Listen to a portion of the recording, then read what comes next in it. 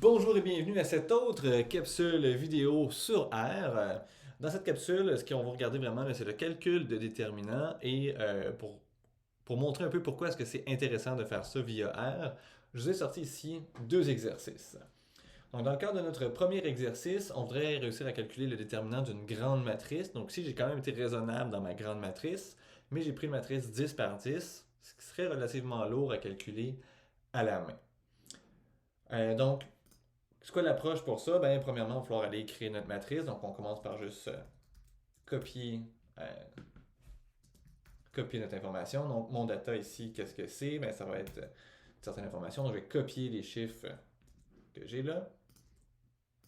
Je vais aller retirer les petits dièses pour les commentaires.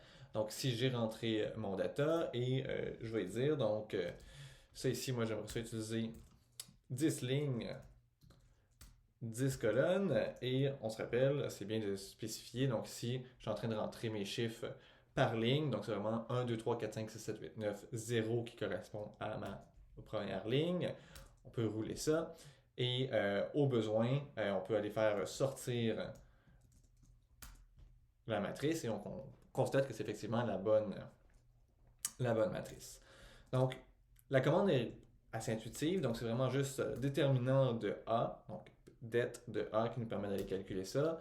Et directement, donc si je roule, ben, on me sort que ça a une relativement grande valeur. Donc 4.5 E plus 0,9. E plus 0,9, c'est vraiment la notation scientifique. Donc ça veut dire 4.5 fois 10 exposant 9.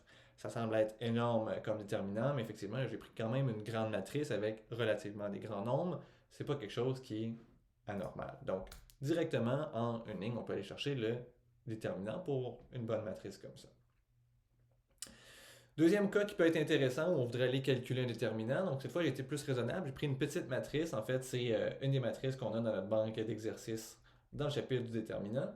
J'ai pris une matrice 3 par 3, mais cette fois, j'ai des valeurs qui sont en fait des paramètres. Donc, j'ai pris le paramètre A qui pourrait être n'importe quelle constante dans R et je voudrais encore une fois réussir à calculer le déterminant de cette matrice-là. Ben, c'est encore possible d'y arriver avec R. Par contre, il va falloir utiliser certaines librairies. Donc, ici, vous aurez probablement besoin de faire install package et le nom du package, c'est RiaCas. Donc, moi, j'ai déjà installé le package, j'ai pas besoin de rouler cette ligne-là, mais j'ai quand même besoin d'aller utiliser la librairie. Donc, je vais prendre RiaCas et je vais rouler ça donc pour initialiser ou pour inclure ma librairie. Et une fois que ça c'est fait, ben là, je peux aller déclarer ma matrice. Je vais prendre matrice B. Donc, je fais même commande que d'habitude. Donc, on utilise une matrice. Ici, mon data, ça va être encore une fois un certain vecteur. Et je copie donc mes informations ici. Donc, je copie mon information, j'enlève les dièses pour enlever les commentaires. Et vous remarquerez que cette fois-ci, quand je rentre mon data pour définir vraiment ma matrice, j'utilise les petits quotation marks, les petits guillemets, pour entrer chacune de ces valeurs-là comme étant vraiment là, une chaîne de caractères. L'idée, c'est qu'on va faire lire la matrice en chaîne de caractères au package RiaCos et en utilisant les fonctions qui sont incluses dans ce package-là, on va être capable d'aller quand même calculer un déterminant. Même chose que d'habitude, donc il faut que je dise que ça ici, c'est une matrice qui va avoir trois lignes, qui va avoir trois colonnes, et encore une fois, là, je la rentre en utilisant la lecture par ligne. Ma première ligne, ça va être A plus 1, 3, 4. Je peux rouler ça, et encore une fois, là, si on n'est pas certain, on va venir afficher notre matrice. On voit ici là, que j'ai bien rentré ma matrice. C'est vraiment là, A plus 1, 3, 4 qui correspond à ma première ligne. Une fois que ça c'est fait, donc on peut aller utiliser le package RiaCas pour travailler finalement là, en mode symbolique plutôt en mode numérique. Donc, ce qu'on va faire, on va utiliser la fonction yak assign et ce qu'on va dire, c'est que moi, ce que j'aimerais avoir, c'est que j'aimerais avoir une version symbolique de ma matrice B.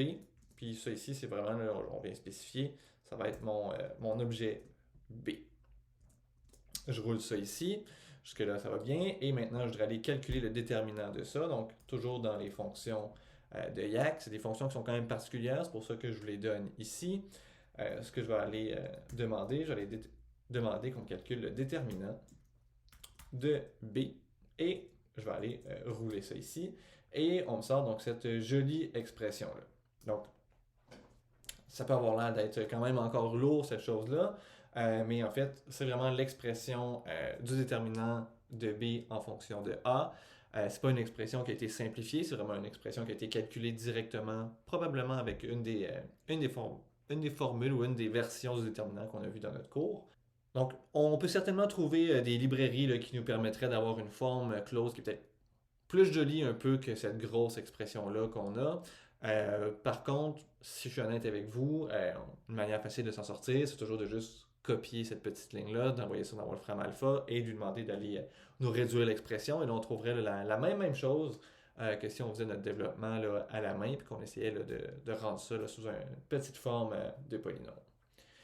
Donc voilà, avec ces deux petits exercices-là, vous devriez être en mesure d'utiliser R pour être capable d'au moins aller confronter vos démarches, donc de confronter vos réponses, savoir si oui ou non vous semblez avoir obtenu la bonne réponse, autant pour des matrices qui seraient des matrices numériques que pour des matrices où on aurait des variables, on aurait des lettres dedans là, qui seraient des matrices symboliques.